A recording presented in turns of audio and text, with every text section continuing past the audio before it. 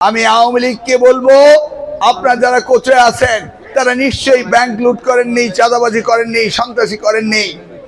আপনাদের প্রতীক নেই, কিন্তু আগামীতে তো আসবে।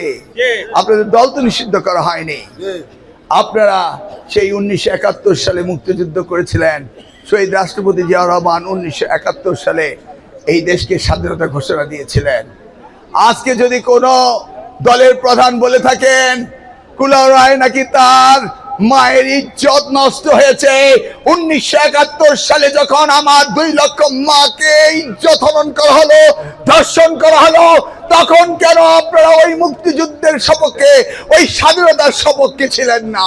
এই প্রশ্ন আজকে আপনার কাছে রইল। আপনি আজকে মায়েদের ইজ্জতের কথা বলছেন। যে দেশ স্বাধীনতার সময় আপনার বিরুদ্ধাচারণ করেছেন, সেই দেশের রাষ্ট্র পরিচালনার অধিকার আপনার কতটুকু রয়েছে সেই বিবেচনা জাতি করবে ওই আগামী 12ই ফেব্রুয়ারি।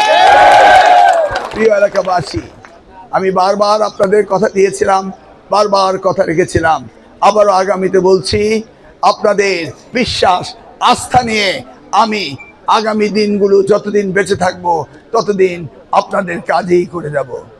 কিছুদিন আগে আমার মেয়ের কাছে গিয়েছিলাম। সে আমাকে বলল, বাবা তুমি তোমার লেগাসি রেখে যাবে যদি হাজারো জনতা কচুয়ায় তোমার খাটিয়াকে দাফন করে ওই গোবিন্দপুরের মিজি বাড়িতে, তবেই সেটা হবে আমার জন্য উত্তরসূরি। আপনারা দেখেছেন শহীদ রাষ্ট্রপতি জিয়াউর রহমানের ইন্তেকাল, শাহাদাত বরণের পরে লাখো জনতার জানাজা হয়েছিল।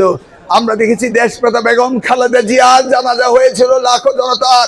আমরা চাই আগামী দিনে আমরা যারা কচুয়ে রয়েছি আপনাদের সেবা করে আমরাও যেন সেই সম্মান নিয়ে আমরা যেতে পারি, সেই আশা রেখে আবারও আপনাদের কাছে, সকলের কাছে দোয়া চেয়ে আগামী 12ই ফেব্রুয়ারি আপনারা সকালবেলা গিয়ে ভোট কেন্দ্রে যাবেন, ভোট দিবেন এবং বিএনপিকে জয়যুক্ত করবেন।